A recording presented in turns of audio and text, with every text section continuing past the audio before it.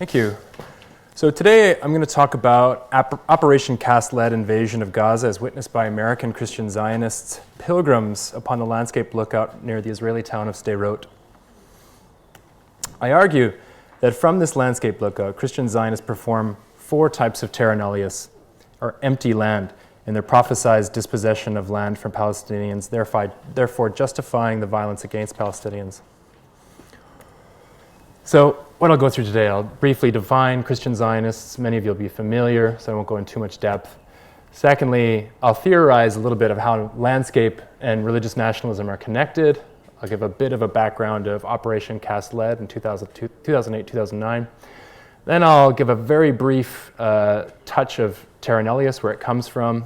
And then the structure of the presentation is these four types that I saw being performed on the landscape as we watched the war. So their inability to reason or have humanity, the term Palestinian as a legitimate national identity, that they cannot rule themselves, and that Gaza War was prophetically inevitable. So basically, Christian Zionists believe that Armageddon will converge on Israel, that Jews and not Christians are the chosen people of earth, and that the creation of the State of Israel in 1948 was the most prophetic moment and fulfillment of Jesus' return in recent, since his resurrection.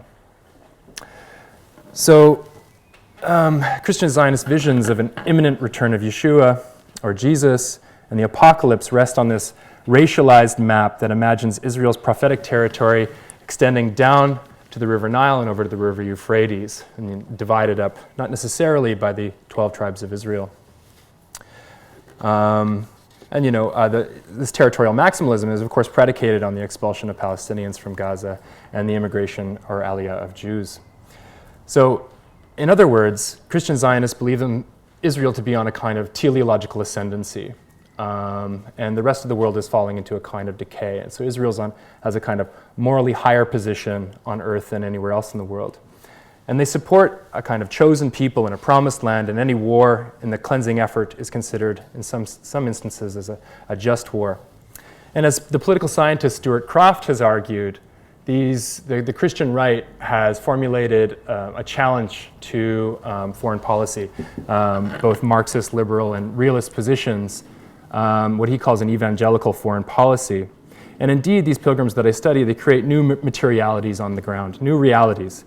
There's about 100,000 American Christian Zionist pilgrims that go to Israel and Palestine every year, and they contribute hundreds of millions of dollars to the tourism industry. For example, in 2009 alone, just after the war, John Hagee claimed that he had contributed $58 million to settlement activity in the West Bank.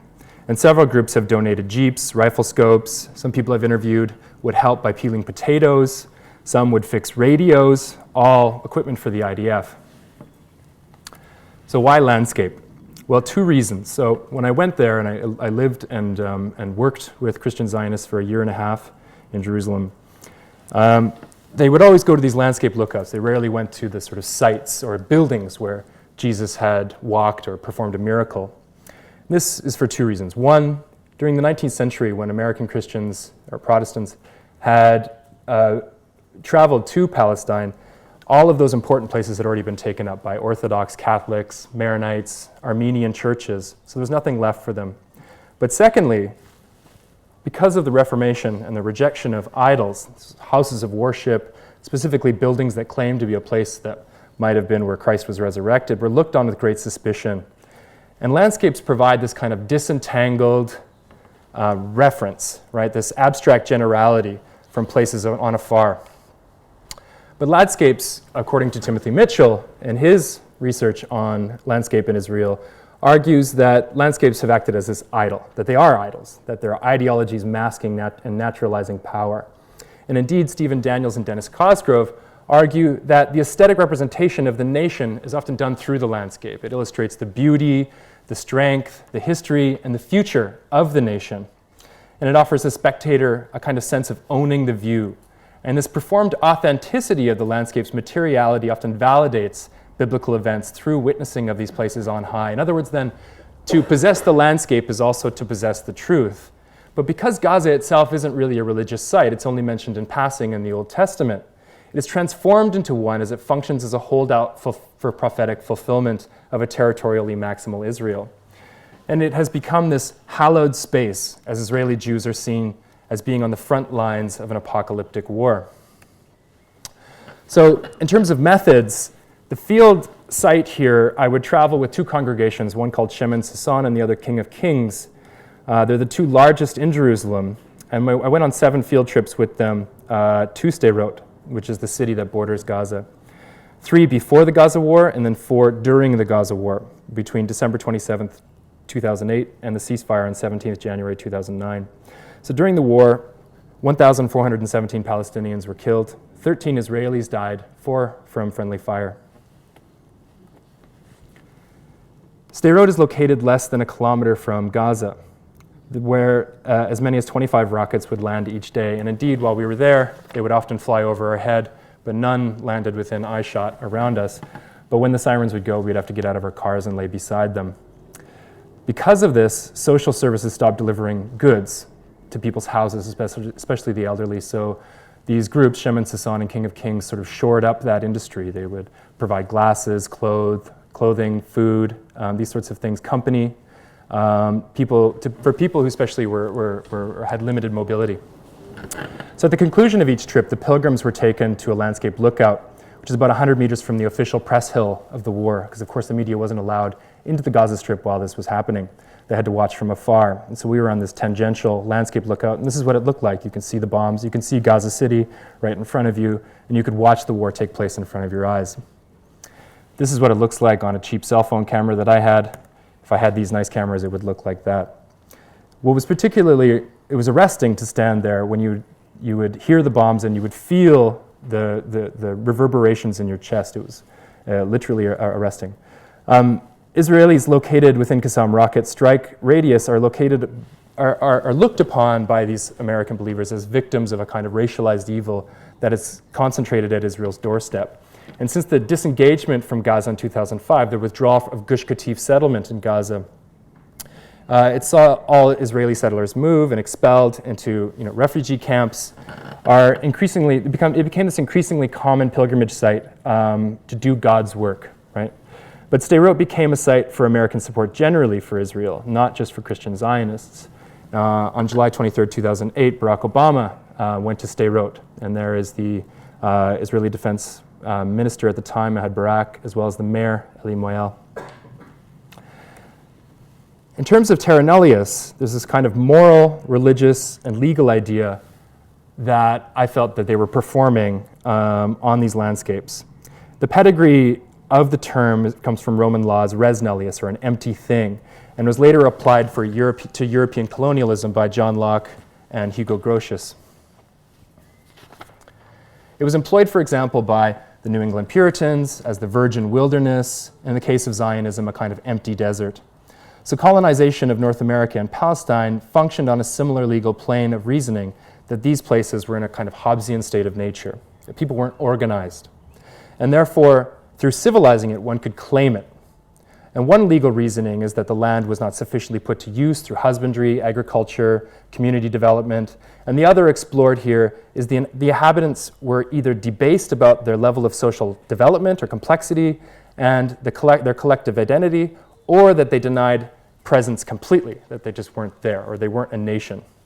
So to justify the dispossession of native land and their expulsion from it, John Locke, using Hugo Grotius' conclusion that native peoples lacked reason, right?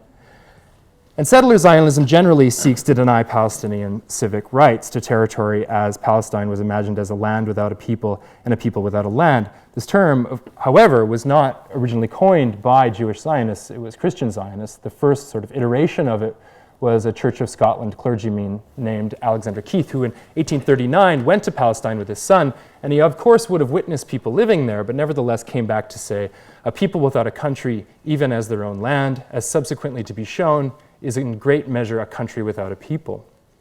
In the late 19th century, however, the term was incorporated within Jewish Zionism. So, I'm not going to go through these again, so let's just begin. The first, to deny Palestinians' ability to reason and their humanity. In 2009, the Goldstone Report commissioned by the United Nations found that war crimes and possibly crimes against humanity were committed on both Israeli and Palestinian sides.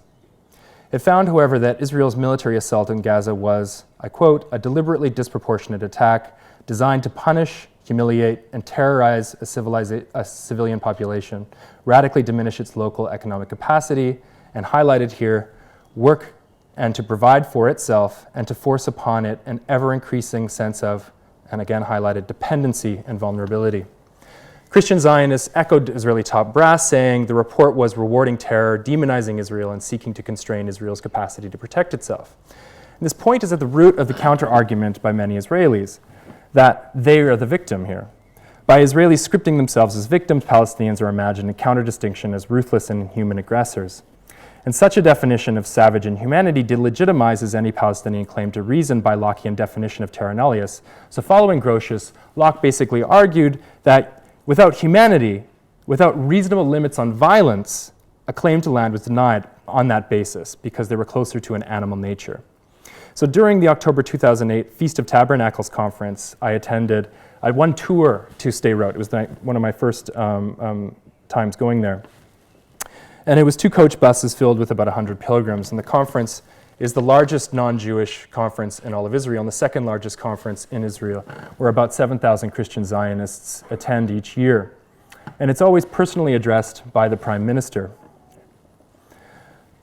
The tour functioned both as a fundraiser for Operation Life Shield bomb shelter project, and also an opportunity to experience and suffer with and comfort, and I'm quoting here, Jewish settlers hardest hit by Qassam rockets. But it was also an attempt to delegitimize the Palestinian humanity, right? So we see these bomb shelters that they were hoping Christian Zionists would donate money to further build them. They're usually bus stops and often toilets. There's no toilets in them, sorry. People just use them as toilets. Before viewing the landscape view of Gaza from Sderot, we were first shown a video by the mayor of Sderot. And the visual techniques emotionally evoke this pathos of victim through the use of images of desks as perfective barriers, helpless women and children under duress, even children holding distressed puppies, further entrenched Palestinians as ruthless, inhuman, and unreasonable. And the ICEJ's appeal to its viewers, in contrast to the absence of any sympathy for Gazans at this particular time, was quite striking. However, the pilgrims that I would work with did often express a kind of sympathy for them, but saw it as a kind of inevitability. The denying that Palestinians existed as a legitimate national identity. So former presidential hopeful Mike Huckabee does not support ceding West Bank and Gaza to the Palestinians. On a Christian Zionist tour of Israel, Huckabee told a rabbi at a kosher breakfast, "I have to be careful saying this because people get really upset. There's really no such thing as a Palestinian. That's been a political tool to try to force land away from Israel." This echoes Prime Minister Golda Meir's 1969 comment that there was no such thing as a Palestinian. Huckabee denies that there is a cohesive nationalism tying Palestinians together. And Huckabee was performing a form of Terra Nullius by denying a group of people the right to self-definition, and as a result, territorial rights. Even uttering the term Palestinian is considered faux pas. On a Christian Zionist bus tour, the same one headed to Kerem Shalom crossing, I mentioned the plight of the people of Gaza and the political relations between Israel and Palestine, to which one middle-aged woman from Alabama told me, "Israel and what?" And I repeated myself rather casually, "Israel and Palestine, what would you call them?" Trying to avoid confrontation, the woman did not challenge me again. She was not looking for confrontation. She was trying to correct what she believed to be a slippage within the Christian Zionist normative discourse, that there was no such thing as Palestinians. And they are merely Arabs and often equated just to Muslims. And granting Palestinians ethnicity or national identity did not fit the discourse of the pilgrimage. After all, the goal of the pilgrimage was to reinforce and further convince pilgrims of their presuppositions. So the bus was a space filled with a discourse about faith-reaffirming facts, expectations, and stories about what they had heard about Muslims in Gaza and the suffering Jews had to bear. So this, I remember yesterday, Eileen Barker reading Wright's paper. This is a kind of endogenous boundary process that they're continually creating here. And it runs counter to Mary Louise Pratt's contact zones thesis, where she says that through travel, people change the way they think. In this case, they become reinforced. The third, by arguing that Palestinians historically had no state upon which to improve the land, and therefore no irredentor right to sovereignty over the land today. Relatedly, they have an inability then to rule themselves. Thus, Palestinians, like North American Aboriginals, were not organized into states that were deemed insufficiently civilized to create one of their own, and so were forcibly incorporated into new state jurisdictions. And one powerful voice of the Christian Zionist community is Paul Charles Merkley. He's Professor Emeritus of History at Carleton University in Ottawa. It happens to be where I did my master's. And during a national television interview during the Gaza War, Merkley argued that Israel had a right to bomb Gaza on the grounds that Gaza is a lost cause and an international burden. Gazan plight, argues Merkley, is in a natural state and was brought on by Gazans themselves. And he argues Gaza is a lost cause, an international burden. Its plight is a natural state and was brought on by Gazans themselves. Gaza's impoverishment is not new. It's gone on for decades and decades. So Israel's blockade on resources, he's arguing, has little effect on the present living conditions of the Strip because Gazans left to their own industry cannot prosper or improve their lives through reasoned improvement of the land. So Merkley is arguing for a third form of Terra Nullius, that without the ability to self-rule, Palestinians had no legitimate claim to land, and they were mere objects of history and not subjects. At the conclusion of all of our trips, organized by these local congregations during the Gaza War, our cavalcade of cars would reunite on the southwestern end of Sderot. When pressed about the legitimacy of the Palestinian right to land and self-determination, an American living in Jerusalem told me that there will be no two-state solution, no divided Jerusalem. If you give land, it will not give peace. It's a Muslim mentality. They hate Jews. I followed up by asking, hypothetically, what if the two-state solution did not give Palestinians East Jerusalem? He responded, no, all they want is war. That is all they understand. They are Muslims. Furthermore, they won't stop at Judea and Samaria or Gaza or East Jerusalem. They want it all. It was clear that he thought Islam was unreasonable and that Muslims can't rule themselves. They are only concerned with expansion. The fourth, Gaza's dispossession is a religiously sanctioned prophetic inevitability, a harbinger of worse wars to come as God's wrath grows and the world teeters on the apocalypse. As tragic as the acknowledged plight of Gazans are for many of these pilgrims, through the apocalyptic lens, they believe that taking the land is not just a right based on sovereignty or reason or land improvement, but primarily a God-given prophetic destiny that will lead to Christ's return. So, for example, James Einhoff, in his famous speech, 7 Reasons Why Israel is Entitled to the Land in 2002, the seventh is a kind of biblical right, he feels. And this is, again, that territorial maximalism to the river Euphrates and down to the river Nile. So Christian Zionists largely believe that there will be no peace between Israel and Palestine, not because these Christians do not want peace, but because peace is not possible within the exegetical framing of the war. As one popular prophecy expounder writes, the Bible says peace will come to the Middle East only when the Lord Jesus sets his feet back on this earth to rule and reign. Just before I made our first trip to Sderot with pilgrims of the International Christian Embassy in Jerusalem, Yudel Edelstein, who's the Minister of Public Diplomacy and Diaspora Affairs at the time, said, we Jews stand proud with a gun in one hand and a plow in the other. And he concluded his speech, for which he was given a standing ovation, by saying, the state of Israel is here not because we are colonizers or because we are an expansionist people, but because of the divine promise of our forefathers. Israel is promised to us by God. So Edelstein was able to resonate with the delegates by performing their shared script. Remember, there's 7,000 of them sitting in an auditorium.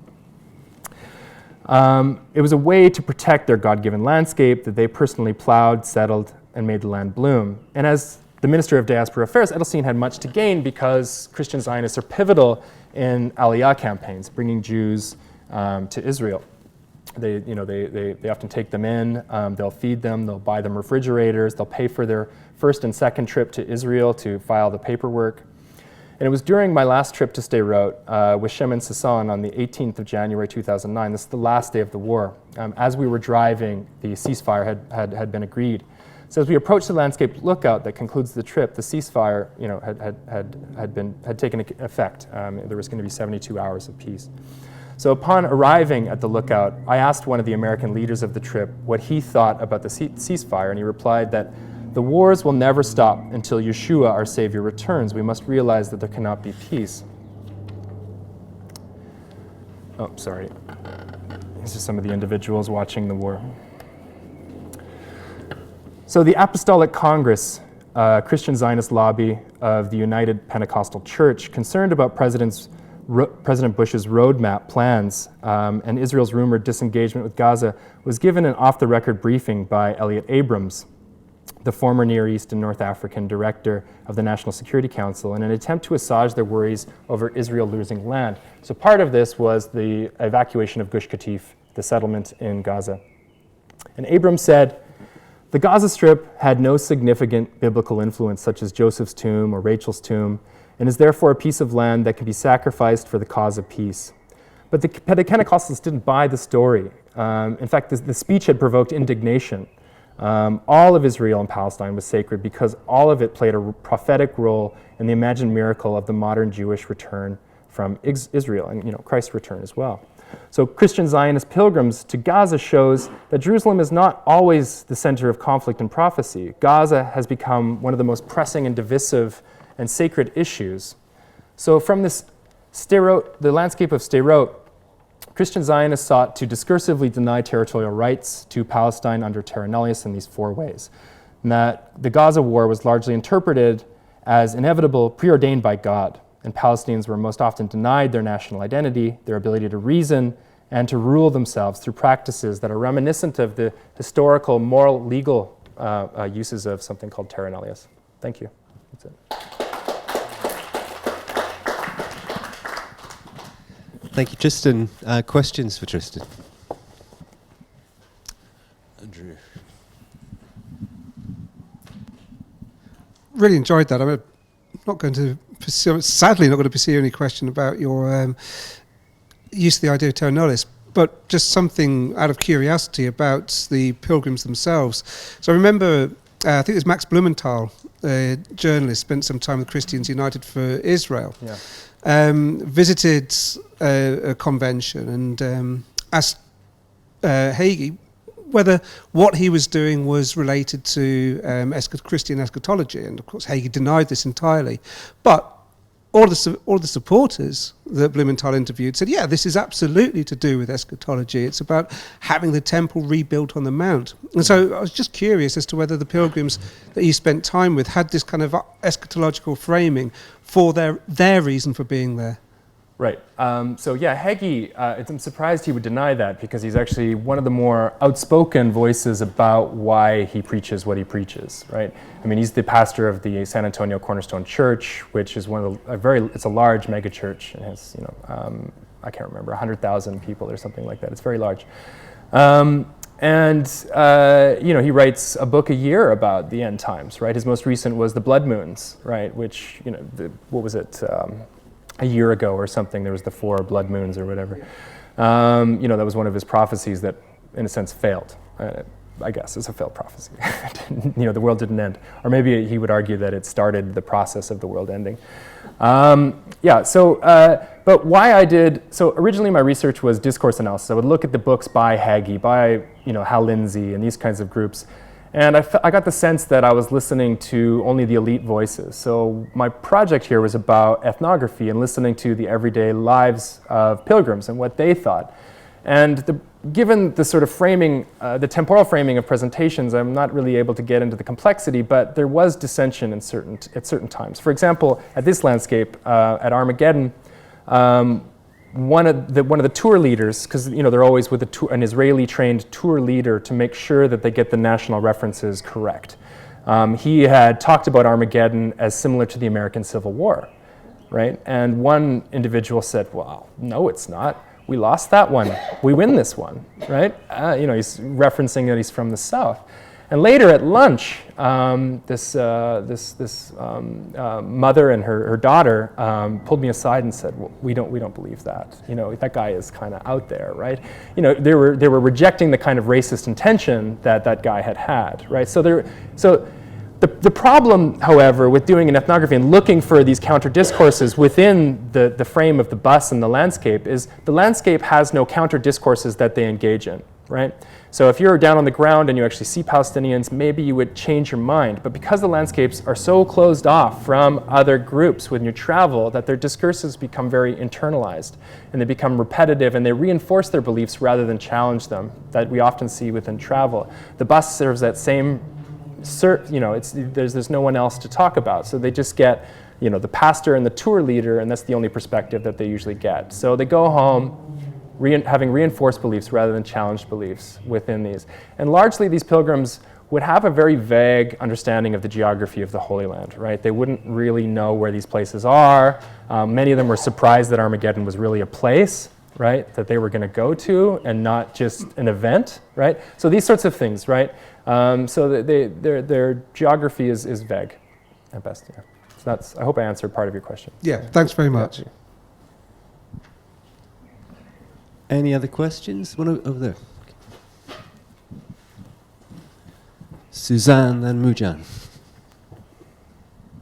Hello. I found Andrew's talk in the visual mapping really interesting, and I wonder if there's a visual mapping with Manifest Destiny images and the kind of death of the American West images and the visual landscape of this new kind of empty lands. Have you looked at that, the visual references at all? Yeah, the most interesting material for that is in the 19th century. So this book here, and I recommend all of you read it, it's amazing. It's one of my favorite books. Let me see, where is it? Oh, sorry, it's way back here. There it is, The Landscape of Belief by John Davis. So at this particular time in the 19th century, there's something going on called Holy Land Mania. And everybody wanted to go to Palestine. It was right after the Civil War, and they wanted to heal the wounds of the Civil War. So many of them went to Palestine to seek out a new beginning, to try to tell a story about their own state, that their state was a kind of omega and the end, right? And Israel was where they were really from. So they started to draw on this narrative. And at this time, stereoscopic pictures were really popular, right? You would stick them in and it would make the landscape look 3D, and most of these were landscape images. And so even at this particular time, the landscape had become really important. And so there were paintings, there were lantern slides, and all this. The visual part of it was really important. Now, I think it's more related to postcards, and a lot of those images are less manufactured by the groups themselves than the Israeli tourism industry for them, because they become so aligned, right? Many of them see themselves as kind of proto-Jews on earth, right? They start practicing the Sabbath on the Saturday. A lot of the times these pilgrims would be trying to do some of the rites and Jewish rituals and reject some of their Christian leanings. So we see this at this particular time. So I think they would see, am I answering your question, actually? Kind of. I was wondering just more about the visual continuity, but what you're saying is very interesting. Okay, visual continuity between his images and mine. No, not between his and yours, but the way there was he was showing a visual continuity between the right and the left in terms of ideology. Yeah. Oh, sorry. Andrew was showing a really striking visual continuity between the right and the left with some of the visual iconography being used, and I was wondering about the visual iconography of Manifest Destiny in America and the visual iconography of the Palestinian landscape, and to what extent there's a... Right, I just wrote a paper, just came out of National Identities, about religious nationalism of Christian Zionism, and I think there is a kind of Christian Zionism that functions there. Is it represented through certain forms of iconography? I think the iconography itself is the landscape. That's my argument, is the landscape itself acts as the icon, right? Despite what they believe the landscape helps them reject the iconography, but I would argue it's the image itself, right? So the classic image is from the Mount of Olives. Right, looking down at the Temple Mount or the Haram al-Sharif, or whatever you want to call it, and looking at the Dome of the Rock becomes this iconography. They talk about Israel and Palestine, the return of Christ from there, that Jesus will come, over the Mount of Olives, all these people will be pulled out of their graves, right, and then he'll take his throne in the third temple, which will either fall out of the sky or it'll be built by the Temple Institute. So the Temple Institute is this museum that has tons of this iconography, and the most common tourist going to the Temple Institute, despite it being run by Orthodox Jews, is Christian Zionists. So they have a mock-up scale temple, third temple, they have a scale second temple, scale first temple, and if you've been to Jerusalem before? No? You probably see the large golden menorah. They move that a few inches closer to the Haram al-Sharif every year, right? And then so sometimes another group will try to bring the cornerstone of the third temple up, and they're rejected. And they do this. It's like, it's a performance. They do it every year. They're rejected. They come down, and try to make this happen, right? So there's at one level there's this kind of fatalism among Christian Zionists where we can't make it happen. Only God can make it happen. But at the same time, they feel that God is working through them, which allows them to actually take actions on the earth and actually change it, material and real ways. So in terms of the iconography and images, there's lots of images, but most of them would be like photographs. In terms of paintings, that was largely late 19th century stuff that they would have. Yeah. Was there another question? Yeah, I was just wondering, among the people that you spoke to, the pilgrims, not necessarily their leaders, but the actual pilgrims themselves, was there any awareness that, in fact, quite a number of these Palestinians are actually Christians, and one would think that they might be actually might be closer to them than they are to the Jews? Right. Increasingly, since I've been studying them for the last, 13 years, so a long time, yes, they would acknowledge that. There is actually a congregation of Palestinian Christian Zionists who their church used to be in Bethlehem, but it was bombed several times, so they've moved to a suburb of Jerusalem, in East Jerusalem. And they believe that the return of Jews and the expansion of Israel into the West Bank with Palestine is prophetic, and they support it. So they marched these two individuals up. They're a father and son duo who have a small congregation called Stephen Coury is the main guy. And they always have them speak at the ICEJ as a kind of representation, like, oh, we're not racist. Look at this guy, this kind of thing. But the problem is that so they would generally be seen still as sort of sub-Christians. They wouldn't be like really part of the group. Does that make sense, right? They're not really welcomed in any real way. They're kind of icons in themselves. But there's not many Christians left in the West Bank. A lot of them left. Edward Said, his family were Christian, they left, right? Bethlehem used to have a population, I think, of like 60% of it was Christian, and I think it's around 5 or 10%. It's very small. So you have individuals who are largely leaving. So yeah, there would be an acknowledgement at some level that there are Christians, but they would still be wrapped up in a kind of racialized idea of what Palestinians are. They're not Palestinians. They're just Arabs. And some of them might be sort of Christian. Yeah? Second-rate Christian. Yeah, second-tier Christian types. Yeah.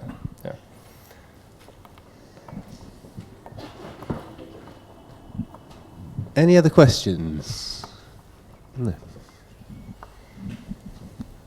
It was just to ask about a sense of awareness that the original teachings of Sholem were meant to be taken on a social and metaphysical level, and that the political and secular sort of vocation of Zionism has ironically then confirmed the Messianic prophecy of Israel, Right. and that there's such a paradox there, and such a contrast to so many other of the sort of millennial movements that we've discussed, that it's moved from a metaphysical, metaphorical level to a physical level, but it's actually the political aspect that's fulfilled the spiritual prophecy. Yeah.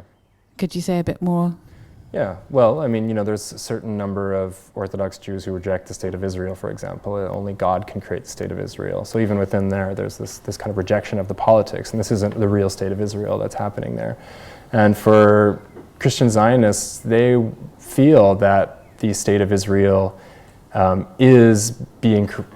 is orchestrating Benjamin Netanyahu, Ariel Sharon, right? They're kind of the puppet masters on earth, and they're fulfilling a kind of larger set of prophecies. So prophecy works through politics in that sense, and therefore it becomes apolitical in their eyes in many ways. Another issue here is that because of the moral ascendancy of Israel, America is often criticized by Christian Zionists if they force any kind of foreign policy on Israel, cut their funding, force settlement evacuation like Gush Katif, like Bush's roadmap, for example. So despite their nationalism, which is, should be America first, is actually seemingly Christian first and America second. And by focusing that first tier on their, their meta-identity, on their Christian identity, it means that they have more of a relationship with Israel. They see Israel on this kind of moral ascendant. It can do no wrong. It doesn't matter what it does. It could, gas people potentially, and they would still see that as part of God's larger plan. So I think the politics is often, I'm trying to bring the politics back into it, obviously, but they would see it as apolitical. Sorry, it's an interesting generational thing that I think quite a lot of today's your talk and both the previous talks bring up generational differences. Yeah. And where's he gone? He's gone. The other, most of the talk on the Shia and Sunni differences. Right. There's a big generational intellectual gap. That's a really good point, actually. So the people I lived with in Jerusalem were younger. They were my age, 20s and 30s when I was doing my research. And they would have largely rejected a lot of the eschatological beliefs, but the pilgrims were often their parents, or their parents' age, 40s, 50s, 60s, 70s, who would have been much more entrenched in their ideas about the imminence of the apocalypse. So I do think there is a generational change, there's a shift. You see it in the United States, you see a lot of, you might call progressive evangelical movements in the United States at the moment. Their parents are the ones that would go to, Hagee's church, that would read Hal Lindsey, that would go to Dallas Theological Seminary and these sorts of things, yeah. So I think you're right, yeah, there's a big generational gap, yeah. Okay, thank you, Tristan. Thank you. Thank you.